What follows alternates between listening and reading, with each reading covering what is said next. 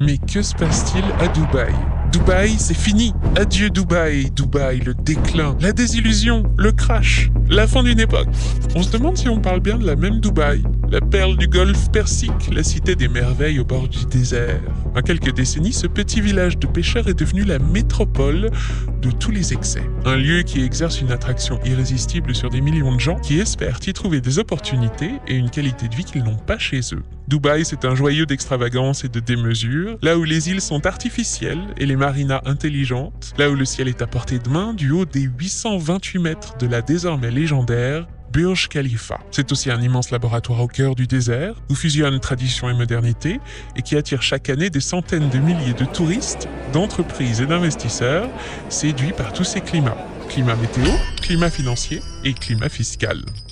Au sein des Émirats Arabes Unis, Dubaï est le deuxième émirat le plus puissant, la capitale économique juste derrière Abu Dhabi, la capitale politique, et depuis 2 ans, elle n'en finit plus de rayonner. Mais c'est vrai, Dubaï est une ville jeune, dans un état jeune, et comme d'autres capitales, elle est sensible aux évolutions du monde, et elle-même continue d'évoluer. Par exemple, le changement des rapports de force entre superpuissances mondiales lui profite directement. Depuis la guerre en Ukraine, elle s'est transformée en aimant à richesse et attire les capitaux du monde entier à des niveaux inédits. Évidemment, ça provoque quelques changements, pas seulement positifs, et des réactions mitigées de la part de beaucoup de Dubaïotes d'adoption. Alors, que se passe-t-il à Dubaï? Et peut-on vraiment annoncer sa fin prochaine, comme on peut le voir un peu partout? Je vais répondre à toutes ces questions dans quelques secondes.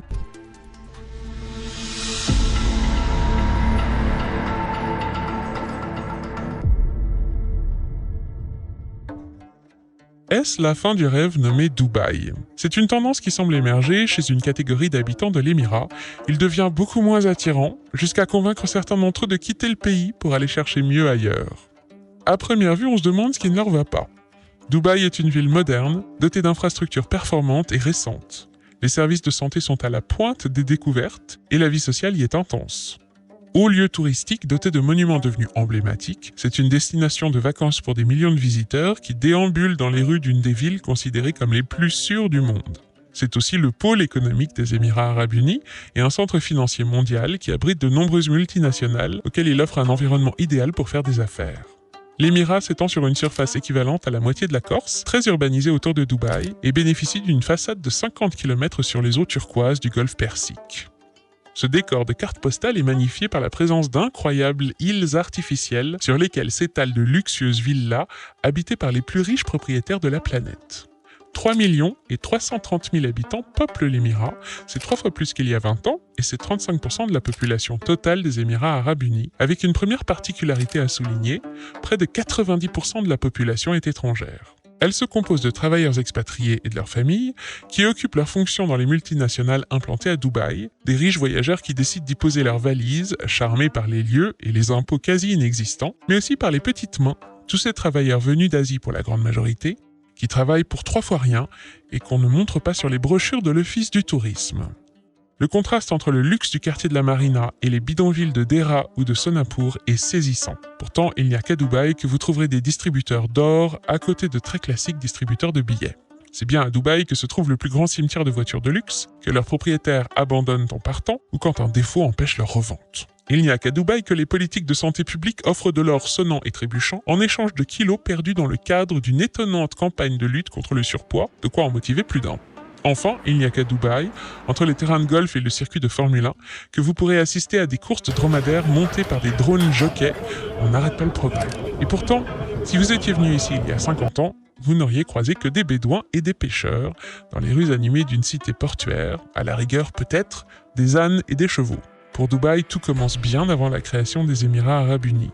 L'Émirat a près de 3000 ans d'histoire, mais je ne vais pas remonter aussi loin. En 1958, il est dirigé par le cheikh Rachid bin Saïd Al Maktoum, un nom qui dira sûrement quelque chose aux amateurs de chevaux de course, puisque Godolphin, l'écurie Al Maktoum, est aujourd'hui l'une des meilleures du monde. Dubaï est alors l'une des principales villes portuaires du golfe Persique, qui se situe sur un axe commercial stratégique entre Oman et l'Irak. Elle abrite environ 20 000 personnes et ne ressemble évidemment pas du tout à ce qu'elle est aujourd'hui. La population vit de l'exploitation des huîtres perlières, de la construction navale et du commerce en général. Puis vient 1966 et la découverte des premières réserves de pétrole exploitables dans le champ de Fateh, qui donnera son nom au pétrole produit par l'Émirat. Bien que sa taille ne soit pas exceptionnelle, le pétrole propulse soudain Dubaï et ses habitants dans un nouveau monde. Le pays s'urbanise, se dote de nouveaux équipements et le niveau de vie progresse brusquement. Puis, un deuxième champ est identifié en 1978, mais lui non plus n'est pas exceptionnel, ce qui fait beaucoup réfléchir l'émir. Il sait déjà que les réserves s'épuiseront d'ici une vingtaine d'années, et il a de grands projets pour l'émirat, en particulier le doter d'une véritable capitale. Il veut faire de Dubaï une ville aussi prestigieuse et recherchée pour les affaires que Londres, Paris ou New York, et la transformer en pôle mondial du tourisme de luxe. Rachid Al Maktoum s'engage dans la construction de l'aéroport, d'un World Trade Center, et cède la place à son fils aîné, Maktoum Al Maktoum, qui structure les services financiers et diversifie l'économie de l'émirat. 10 ans plus tard, à l'aube du nouveau millénaire, la ville a complètement changé de visage. Elle tire son énergie du gaz naturel, présent en quantité à cheval entre l'émirat d'Abu Dhabi et Dubaï, et elle abrite désormais 550 000 habitants, dont le niveau de vie est sensiblement proche de la moyenne des économies les plus avancées. Mais loin de s'arrêter, ni même de ralentir, Dubaï est emporté par une fièvre de la construction. En 2002, la finance des Émirats arabes unis s'ouvre aux investisseurs étrangers, les capitaux affluent, c'est la décennie des grands projets comme les Palm Islands, les palaces, les parcs d'attractions et la Burj Khalifa. À partir de 2006, un autre des fils du cheikh Rachid reprend les rênes de l'émirat, c'est l'actuel émir, Mohamed Al Maktoum, plus connu sous l'acronyme MAM. Dubaï affiche alors une croissance proche des 20%. MAM poursuit le programme de développement et accorde aux étrangers le droit de devenir propriétaires. Le rêve de s'installer durablement dans un pays si hospitalier devient possible, mais conséquence, les prix de l'immobilier flambent et les rendements locatifs avec eux. Mais la fête ne dure pas. 2 ans plus tard, la crise financière de 2008 va faire plonger le marché de 48% en une seule année. Elle va aussi mettre tous les projets de construction en suspens, avant une reprise en 2010 et un rebond exceptionnel jusqu'à la crise sanitaire. En 2019, l'émirat abritait 3 355 000 habitants, dont entre 10 et 15% de locaux, et comptait parmi les pays les mieux gérés du monde, le tout sans impôts, enfin presque. Dubaï vit d'abord du luxe qui attire les plus grandes fortunes de la planète et tout ce que ses lumières éblouissent, de quoi stimuler n'importe quelle consommation intérieure, soumise à une TVA de 5% et prélevée à un montant substantiel en taxes de séjour et taxes locatives. Pour les inciter à rester, les particuliers ne paient pas d'impôt sur le revenu, mais les candidats à la propriété doivent s'acquitter d'une taxe de 4% du montant de leur achat. L'émirat tire aussi des ressources de ses exportations. Un peu de pétrole et du gaz naturel, des pierres et des métaux précieux, des machines et des produits chimiques expédiés vers les Émirats arabes unis, l'Inde, le Japon, la Corée du Sud et la Chine, avec une balance commerciale qui fait pâlir d'envie bien des pays occidentaux. Mais comme beaucoup d'autres, le budget de Dubaï a souffert de la crise sanitaire, avec un déficit de 574 millions d'euros apparu en 2020 pour 14,8 milliards d'euros de dépenses, et qui s'est creusé jusqu'à 1,1 milliard en 2021 pour un total de dépenses en baisse à 12,7 milliards d'euros. Dubaï, qui d'ordinaire grouille de vie, a beaucoup souffert des confinements, les recettes du tourisme se sont effondrées, les prix de l'immobilier avec elles, et près de 250 000 personnes ont quitté le territoire. Deux de ses plus gros fleurons nationaux, Emirates Airlines, détenu par le fonds souverain ICD, et DP World, le gestionnaire de son port et troisième plus grosse société portuaire du monde, sont dans le rouge. L'émirat au bord de la faillite a dû faire appel au voisin Abu Dhabi et à la Banque des Émirats pour obtenir une rallonge d'urgence équivalente à 20 milliards de dollars et consolider 2 prêts qui arrivaient alors à échéance. La dette de l'émirat atteignait alors 80 milliards de dollars, soit près de 80% de son PIB. Ensuite, il y a eu février 2022 et tout a changé. Quand la Russie franchit la frontière de l'Ukraine et que les premières salves de sanctions tombent, les Émirats arabes unis et Dubaï refusent de prendre position et se rangent parmi les pays neutres. Un choix qui permet à l'émirat de s'attirer une nouvelle clientèle. Dès le début de l'année 2022, les fondamentaux repartent à la hausse en même temps que le nombre de voyageurs qui transitent par l'aéroport. Ils sont presque aussi nombreux qu'avant la crise, mais ils ont changé de profil. Beaucoup d'oligarques russes rejoignent l'émirat pour échapper aux sanctions internationales et le port se remplit de yachts qui tentent d'échapper aux saisies. Devant un tel afflux, les ventes de biens immobiliers en volume ont augmenté de 34%, avec plus 27% de ventes sur plan et plus 40,6% pour les biens plus anciens. En un an, Dubaï est redevenu le marché immobilier le plus dynamique du monde, mais le pendant, c'est que les prix ont grimpé à une vitesse inouïe et ils ont doublé. Dans la ville où les impayés n'existent pas et où les rendements locatifs dépassent les 12% grâce à un système de financement gratuit proposé directement par les promoteurs, la hausse des prix du logement commence à poser des problèmes. Les loyers des appartements ont augmenté de 20,8% et celui des villas de 15,9%, et les habitants les moins fortunés doivent parfois renoncer à leur lieu de vie pour moins cher. Et à Dubaï, moins cher, c'est pas facile à trouver, d'autant plus que la folie immobilière ne s'arrête pas, bien au contraire. Si on regarde les ventes de février 2024, qui dépassent tous les records, elle semble avoir trouvé son second souffle. Plus de 9 milliards d'euros de transactions en un seul mois, c'est 37,7% de plus que l'année dernière à la même époque. Et ce qui vient contredire l'idée de la formation d'une bulle sur le marché immobilier dubaïote, c'est qu'une centaine d'autres projets de résidences haut de gamme et gros équipements sont prévus d'ici à 2033 pour un montant total de 8 200 milliards d'euros sur 10 ans. Astronomique, mais indispensable selon l'émir pour accueillir 5 ou 6 millions de nouveaux riches habitants et doubler d'ici là les échanges commerciaux et le PIB. Bon, honnêtement, à première vue comme ça, difficile d'affirmer que Dubaï est proche de sa fin.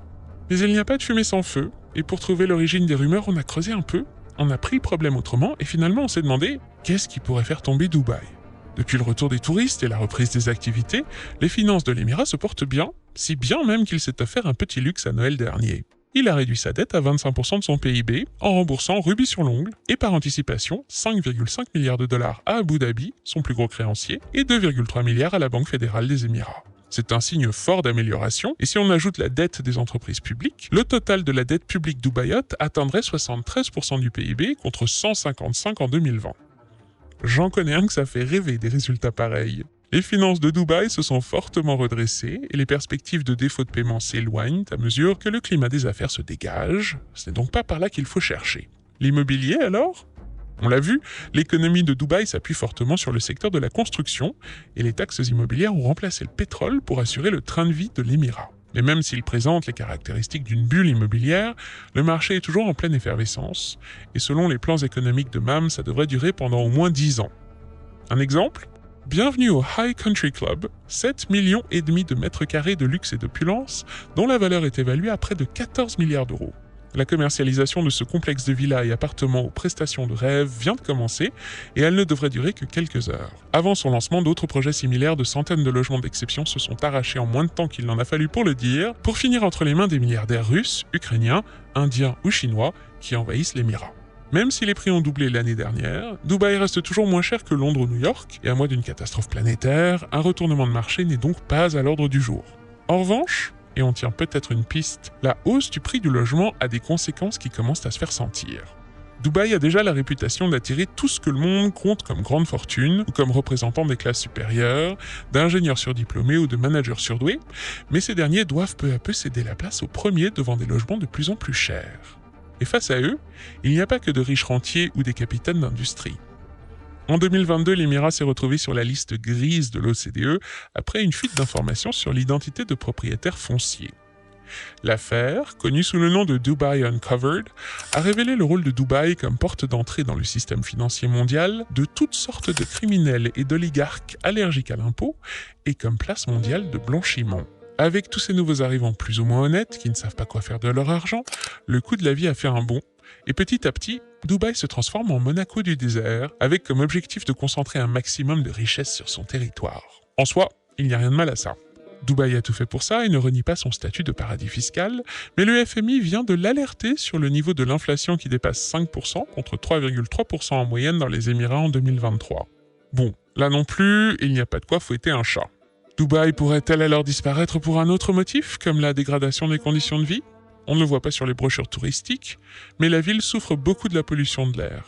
Les rejets de l'aéroport Al Maktoum, du port de Jebel Ali, de l'usine de dessalement, du champ pétrolifère voisin à Abu Dhabi et de la plus grosse centrale électrique à gaz empoisonnent la vie des habitants. Le comble. Pour assister à la dernière COP28 qui s'est tenue à Dubaï début décembre, mieux valait porter un masque. Avec une concentration permanente en particules fines dans l'air de 4 à 10 fois supérieure aux normes, c'est la ville la plus polluée des Émirats arabes unis et y vivre est plutôt mauvais pour la santé et c'est encore plus valable pour ceux qui ne sont pas riches. Officiellement à Dubaï, il n'y a pas de pauvreté comme le montre cette courbe. Pourtant, derrière l'or et les cristals de la vaisselle du downtown, il y a un autre monde, lui aussi bien caché, dans lequel s'entassent les travailleurs immigrés, toutes ces petites mains qui construisent, nettoient, transportent et servent les riches habitants de la ville pour quelques pièces de monnaie. J'exagère à peine. Les ONG ont évalué le nombre de travailleurs venus des pays pauvres d'Asie et d'Afrique qui ont travaillé à la construction de la Burj Khalifa à 10 000, tous payés au même tarif, 3 $ par jour, 50 heures par semaine, par 40 degrés. La ville n'existe que parce que ces travailleurs acceptent de la construire à petit prix, ce qui crée une forte dépendance, car que se passerait-il soudain si le flux de travailleurs se tarissait ? Bon,